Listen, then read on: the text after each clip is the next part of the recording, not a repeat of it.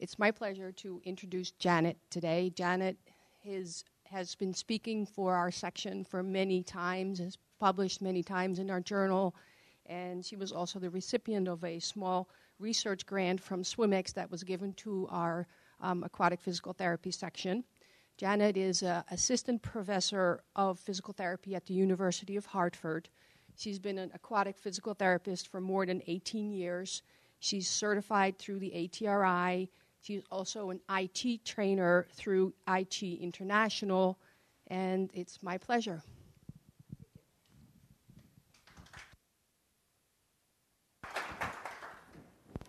Okay, can everyone hear me in the back? All right, so again, welcome and thank you for coming this morning. I'm going to talk to you a little bit about my research study, the effects of Ai Chi on pain and physical function for individuals with fibromyalgia. You may notice that this looks very different from what was posted online. If you'd like the updated slides, just email me and I'd be happy to share them with you. So hopefully by the end of this, we're going to do a really quick summary of the literature that's out there about aquatic therapy and fibromyalgia to give me time to do the study stuff and talk about Ai Chi, which I could do for hours, but I only have 50 minutes. So, fibromyalgia. American College of Rheumatology has defined it, pain for at least 3 months, at least 11 out of 18 specific tender points, upper body, lower body, right side, left side, has to be kind of all-inclusive. And typically there's no cause for that pain. So it's, again, a chronic pain type thing. And usually it's I've ruled out MS, I've ruled out this, I've ruled out that, so it must be fibromyalgia. And again, it just kind of starts, and we're not always sure why, or there's not always a precipitating reason.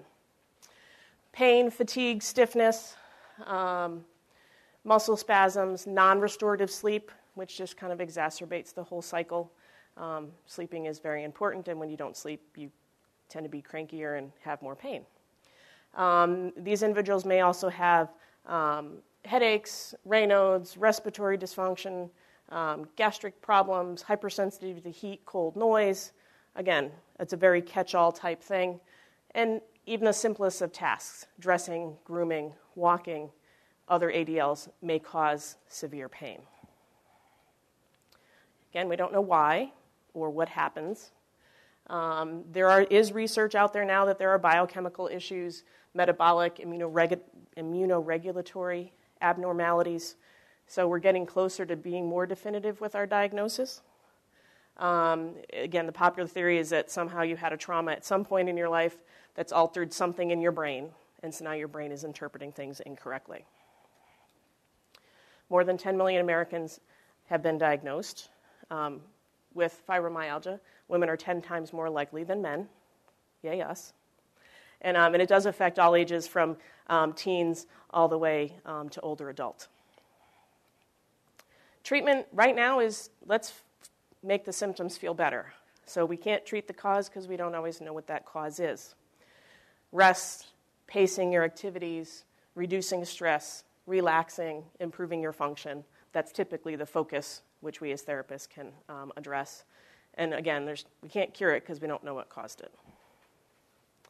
So the big question is, if we're treating these people, should we be treating them in the pool? That's why we're all here. Well, the good news is there's lots of reviews out there that have done the systematic review, that pinnacle of evidence-based practice, that show, I think we could put them in the pool. Supervised aerobic training, beneficial effects, exercises with education. That one's not pool-specific, but we can exercise in the pool. Maynard Corpy looked at 2 studies of low-intensity pool exercise in his systematic review. They were his studies, by the way, just so you know. Stepwise program, antidepressants, cardiovascular exercise, education. Again, all things that exercise are things that we can do in the pool. Even more pool exercise, aerobic exercise, warm water pool-based exercises, and education. So far it's looking pretty good from a systematic review standpoint that the pool is the right place to be. Possible to construct a credible argument. Meta-analyses statistically results in favor of aquatic physical therapy. The bad news with all of these is that the bottom line is none of them are quality studies.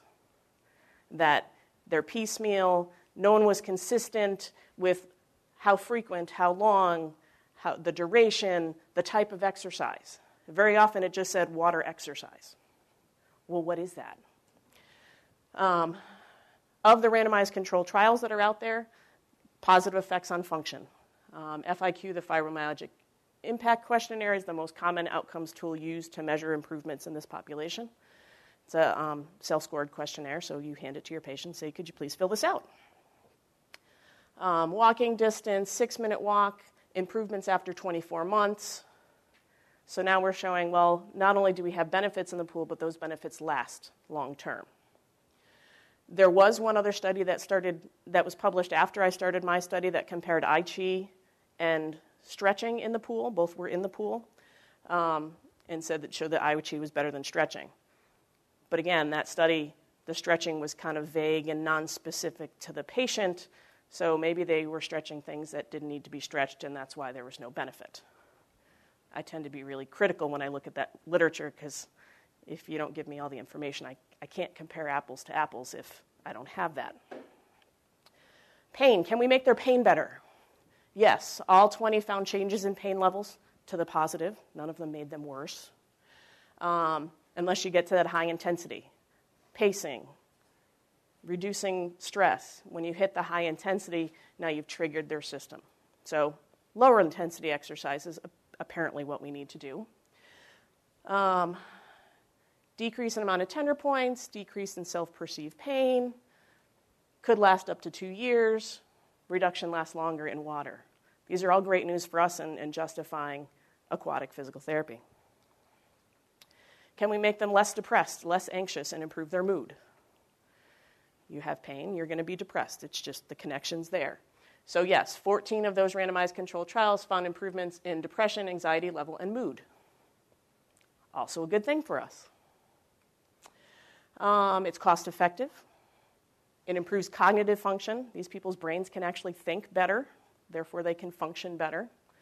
Improved respiratory function, that was a balneotherapy specific study. Balneotherapy is use of mineral waters, so it's different than what you would think a traditional aquatic physical therapy would be. And it's better than conventional therapy in improving sleep. You relax better in the water. Again, a little standardization. With all the research that's out there, no one did the exact same thing twice. So it makes it really hard to compare. Yes, there were improvements shown for everybody. Water exercise appears to be supported. But again, they didn't always say what that water exercise was. So how can we then reproduce it and say this is good for my patient if I don't know what that water exercise was? Sometimes it was walking, sometimes it was floating, sometimes it was aerobics, sometimes it was the arthritis program. And interestingly enough, fibromyalgia is typically covered by rheumatologists. It's in that, it's not defined as an arthritic condition, but it mimics things like that, so it's kind of in that category. So I said, well, no one did any of this specific technique stuff, and I like Ai Chi. I really like Ai Chi. And so I said, I'm going to study Ai Chi. I'm going to get that technique out there so we can start validating the things that we do. And then this is the study that came out. I was like, I'm going to be the first one to publish Ai Chi. And they beat me to it. So again, they looked at stretching versus Ai Chi, 18 sessions, 3 times a week for 6 weeks. Very warm water pool, 96.8 degrees Fahrenheit for us Americans and 36 degrees Celsius for the rest of you. Relaxed in warm water. Again, stretching, they were given a stick, tubes, strings, and stretched their main body areas. That was as specific as they were in this particular article. Were they stretching things that were tight? Were they stretching it at enough stimulus to create a change in range? It wasn't specified. But they found it improved symptoms and sleep quality. On the Beck Depression Inventory, it improved their psychological well-being. They felt better about themselves. Now, what Ai Chi is, it's almost like, the easiest way I explain it to people, it's Tai Chi in the water. Slow, rhythmic movements, very big focus on diaphragmatic breathing, so you're getting good oxygen exchange through your lungs. It promotes the parasympathetic nervous system, which helps create relaxation. So big focus on the breathing aspect of it. There are both symmetric and asymmetric movements. There are PNF-like components to it. It crosses midline. It has rotation. So again, now we have a neurophysiological basis for why it possibly works. So Tai Chi in the water is the easiest way to get people to go, oh, that's what that is. I'd like to say that I stands for water, but it doesn't. It stands for love. So this was my study, thanks to the aquatic section and SwimX for helping me fund this, and then my department picked up the rest, because I don't have a therapy pool where I work. I work at a university. I have a lap pool. It's just shy of 25 meters, so we don't even have a swim team because they didn't build the pool long enough. But it's typically in the winter between 78 and 80 degrees, and if I'm lucky in the summer, it gets up to 84. Non-therapeutic. So I had to go rent a pool. So thanks to them for helping me do that. I did a single subject design, and what I found in looking at all the research is they were grouping people in these randomized controlled trials, taking a measurement and then another measurement and a follow-up measurement, but people with fibromyalgia look different on every single day. And so when you take just a snapshot in time, maybe that was a good day, or maybe that was a really bad day. So in talking with my colleagues that are researchers, they said, well, you really should do a single subject design. I'm comparing the subject to themselves to show improvement. And again, because I'm not doing regular standardized data collection single points, I can't do any of this typical statistical analyses. I can't do t-tests. I can't do any of those other tests that are out there. So it was determined a significant improvement if they're above or below a 2 standard deviation. So if you remember our little bell curve, that little tail end of 0.05 is 2 standard deviations. The intent was to have 8 subjects. I thought they'd be crawling out of the woodwork to be able to do this free therapy. And it didn't happen. I was begging a lot of people. And then after I finished this, that I had like 5 people say, oh, can I do it? I'm like, but I'm done. Sorry. Come back. I'll be repeating this, so come back someday. All right, so I wanted 2 groups of 4 subjects. The pool was sufficient size to allow the 4 people in the water at the time. I had a graduate research assistant as well, so between the 2 of us and the 4 people, we could handle making sure people were doing it properly. It ended up being 3 groups because of, again, problems with recruitment. Started 7, 4 finished. So I had 3 drop out various points during the program. One, I'm so bad I can't drive. It's like, but if you come, I can make you better. I wanted her safe driving. So I had a few dropouts for that, and I had a dropout for a medical condition unrelated to the fibro. They were given an Ai Ahi video, and they were given the plastic laminate that shows the different moves, which I probably should have brought with me, and I forgot, sorry, for them to review before we even started the pool sessions. We did 4 weeks of baseline measures, and I'll get into what those measures are in just a moment. We did an 8-week, twice-a-week intervention program, anywhere from 45 to 50 to 60 minutes, depending on how long it took us to get through the sequence. And then we did a 4-week follow-up to see, again, did these effects last at least after we finished.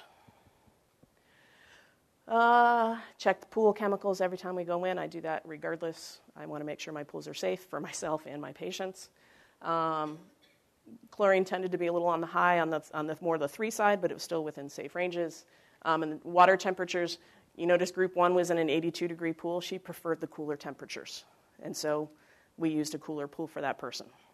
I like cooler temperatures too, so that was very happy for me. The other 2 groups were in the warm water pool, anywhere from 90 to 95. I had no control over it. That's about as close as we could get for standardization. And air temperatures, fairly close, so nothing hugely drastic that would make me say, well, the air temperature was a problem. So we looked at number of tender points. Weekly for the first 4 weeks, weekly for the 8-week intervention session, and weekly for the 4-week follow-up. The Fibromyalgia Impact Questionnaire was done by the patients each week on a consistent day. I think we picked Wednesday, so every Wednesday, please fill this out at the same time of day. A quadruple pain visual analog scale.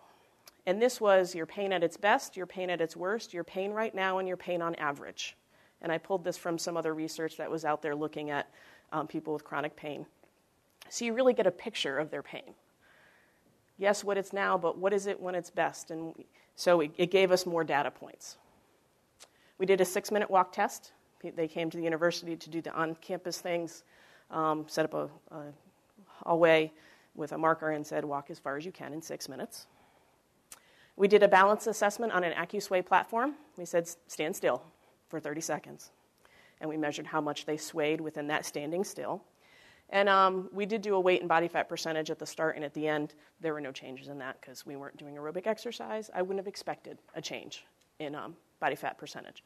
One person did lose some weight because they were trying to lose weight. Had nothing to do with my intervention. So, when the bolding came out.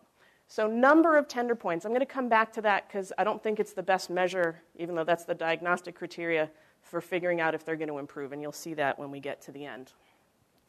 So the first subject, she preferred the cool water pool. So we accommodated that. I went to the pool and said, can I use that one instead of this one? They said, fine. With this first group, though, we weren't doing enough data points. We did just the one. We did a baseline and didn't get weekly, so we didn't get enough data points. We actually changed the procedures for the other two groups. 50-year-old, 5'5", 165, 30%, very typical demographic for this population. Her 6-minute walk test. When she started, she could do 1,242 feet. When she finished, at the end of the 8-week follow-up, she could do 1,525, so 282 feet farther in 6 minutes. That was significantly improved. So again, this first bar here, that was how far she walked in that baseline phase. And you see she was actually walking a little further each time. She was learning. She was figuring out how to pace herself a little bit better. We did our 2 standard deviation line, and then you can see at the end, she walked significantly farther. Again, we're missing those middle data points, right? That's why I had to change my procedures, because I didn't have those middle data points. Her balance. The top one is how fast she swayed, and the bottom one is how much she swayed when standing still for 30 seconds. And again, at the start, she was right in the middle of nice, narrow standard deviation bands because she was very accurate with what she did. And then at the end, she swayed much slower, significantly.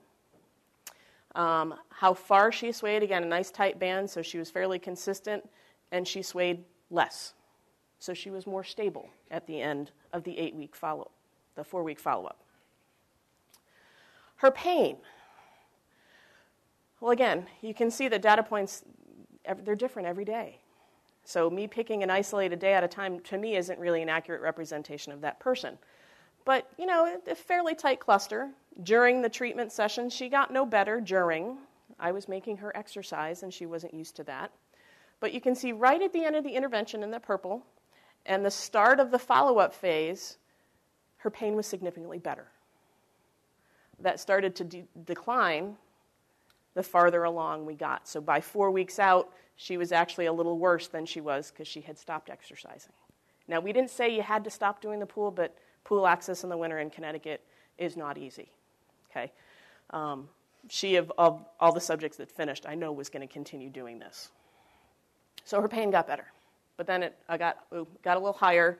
She also had a family emergency around that time that she told us about. That could have been also why her pain got higher. There was more stress.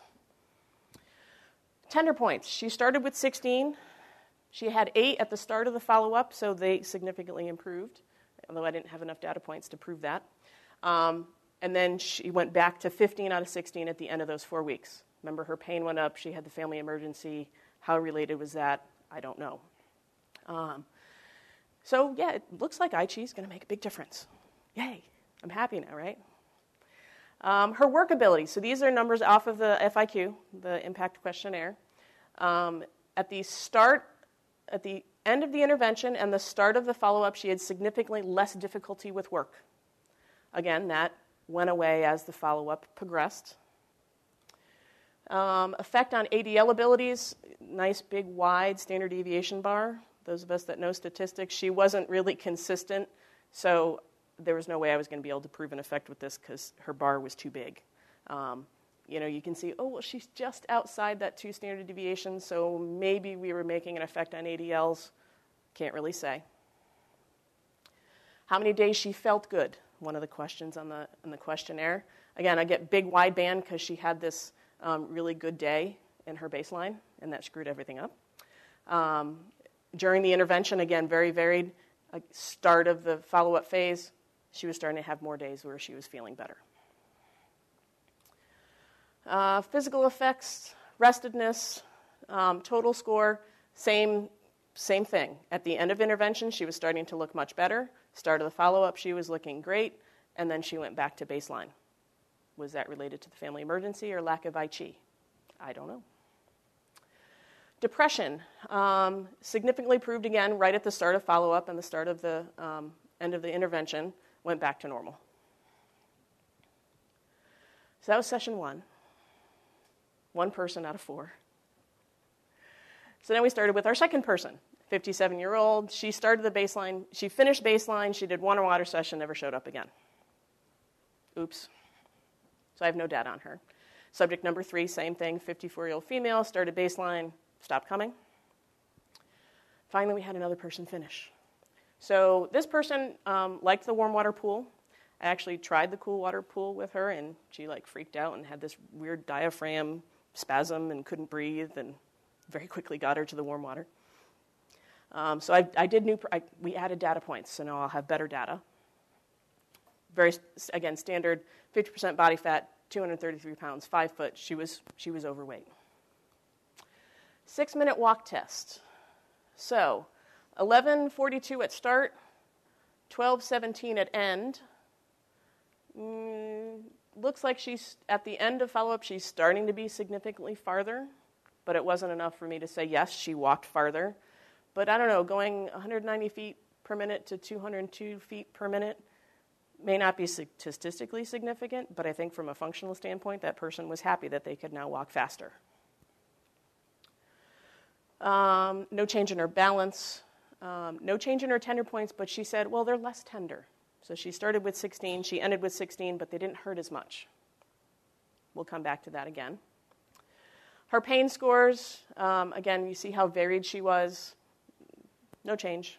Maybe it was starting to get better, but I can't say definitively. Didn't show a whole lot of great changes in her FIQ. Maybe the ADLs were starting to get worse, actually, than they were getting better. Felt no difference in the days she felt good. No differences in physical effects, amount of restedness, stiffness, no change in her pain, anxiety, or fatigue, no change in her pain severity levels. So now I'm going, not proving what I want to prove. My hypothesis is going down the drain. Got to our 5th subject. Again, very average in terms of demographics. Oh, this was the one that had the odd reaction. She'd had a history of an abdominal injury and migraines, and when I put her in the pool, and she couldn't do diaphragmatic breathing. It took weeks to get her just to be able to breathe properly for the exercise. So for the first couple of weeks, I said, just breathe however you want to breathe. And eventually we got her to the diaphragmatic breathing, but it was the oddest thing that I'd never seen that before in my life. Her 6-minute walk test. Okay, she started at 10:15. She went to 12:11. You can see, baseline, great, nice, narrow bar. During the intervention phase, she started off worse. Again, I'm making her exercise. She got better. And then in the entire follow-up phase, she was walking significantly farther. Her pain. She had an increase in pain at the end of intervention phase. I was making her exercise. And it started to go back into that baseline again. She was very varied in her pain measures, so it's hard to make any good conclusions there.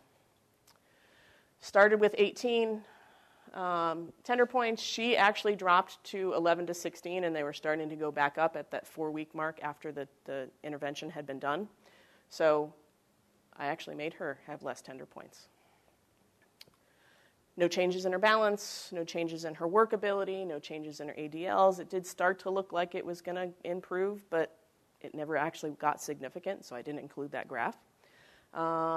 She had more days feeling good, but again, it wasn't significant. Her FIQ score, overall physical effects, nice tight baseline, got a little worse during the intervention, significantly better in the follow-up phase after we finished exercising. Did I put the same graph twice? I did. Sorry about that, same graph twice. Depression, anxiety, pain, severity, and fatigue. This one shows anxiety. All those graphs looked the same, so I included just one of them. Her anxiety significantly improved by the end. Her depression significantly improved by the end. Her fatigue significantly improved by the end. Pain severity, she had a few blips in there, but most of her data points were significant improvement. So now I'm being positive again. I'm like, okay, I had a good one, I had a bad one, I had another good one. I'm 2 for 3. Again, started baseline phase, had a medical condition not related to her fibromyalgia. I believe she had to have some sort of emergency surgery. She was done in the pool. Number 7, demographically, they all look very similar. Her 6-minute walk test. She was really, really slow to start. She did 842, got up to almost 1,100 feet. You can see how much higher that is than that 2 standard deviation line. She walked a lot farther. No change in her balance, no change in her pain, no change in tender points. No change in her workability, no change in her ADLs, no change in the number of days she felt good. So I got the walking out of her, it looks like, so far. Depression, anxiety, pain, severity, and fatigue. Her pain significantly improved. And that's part of the interesting thing is for that quadruple visual analog scale, very often I did not find significant effects, and I think that's because they were focusing too much on their pain. But on the FIQ, when they do it once a week, well, now on that it's showing significant improvements in pain. So again, something I would change. I probably wouldn't do a daily visual analog scale. I'd stick with the weekly one on this.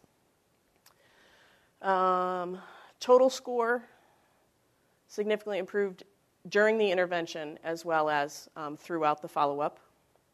Physical effects started to get better, didn't stay that way. Productivity, again, really wide band here because her baseline phase was so varied. But even so, you can see that during intervention, 4 out of the 6 data points were significantly improved, and all of her baseline, she had less lost productivity at work. So she was being significantly more productive in her daily life.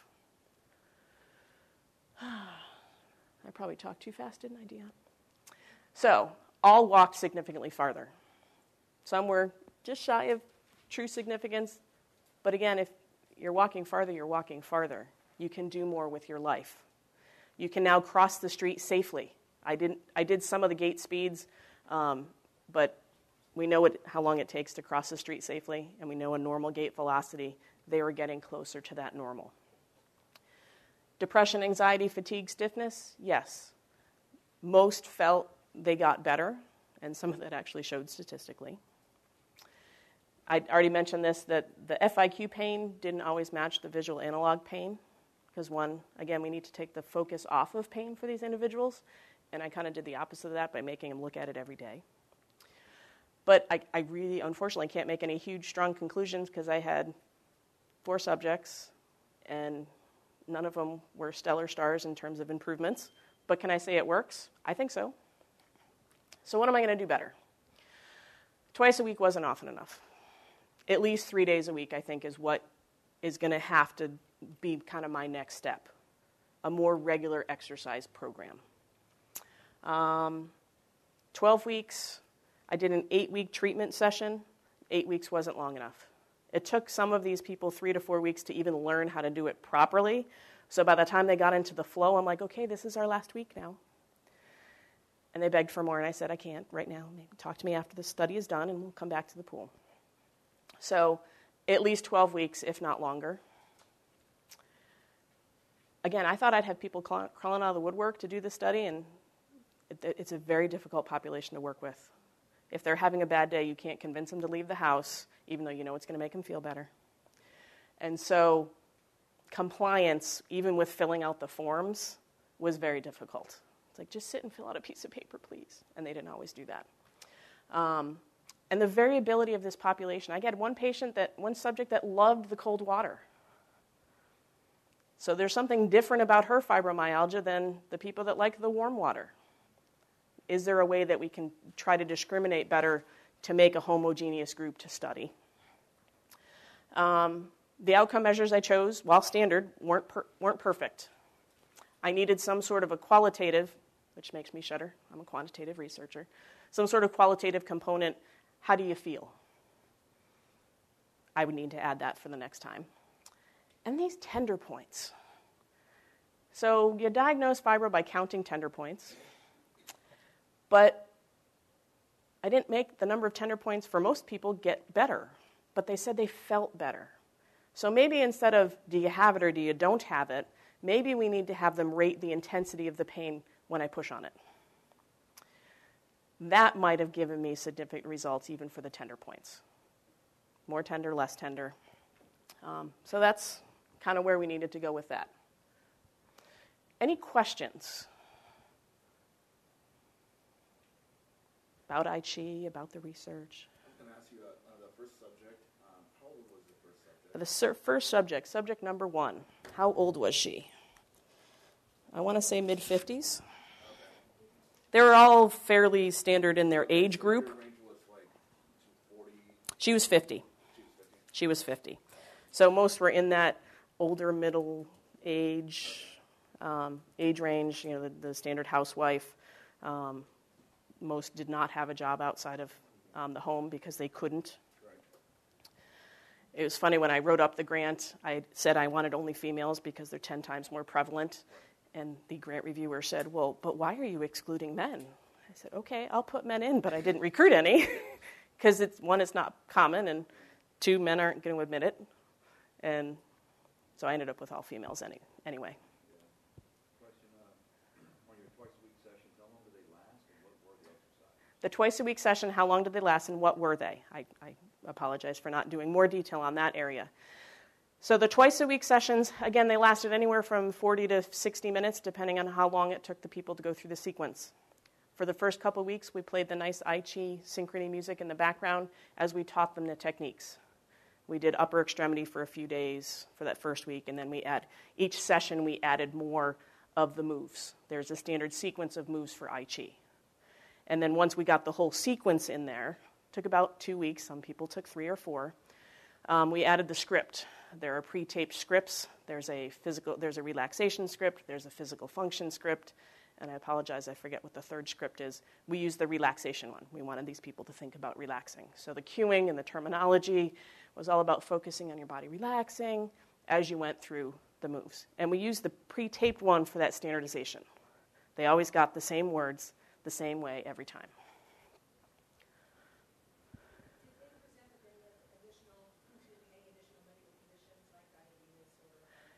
Did they present with any other medical conditions? None of them had diabetes or any other sort of systemic condition. I had that one with the history of the abdominal surgery that had this weird diaphragmatic effect in the water.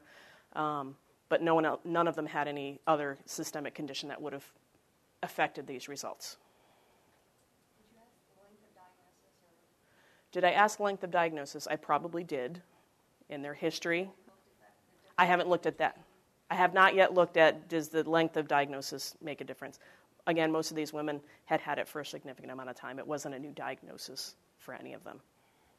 What about psych? Do you know if any of them were participating in any type of psych therapy along the way? Were any of them participating in any sort of psychological therapy along the way? They were all on antidepressants, because that's typical for that diagnosis. None were in counseling that I know of.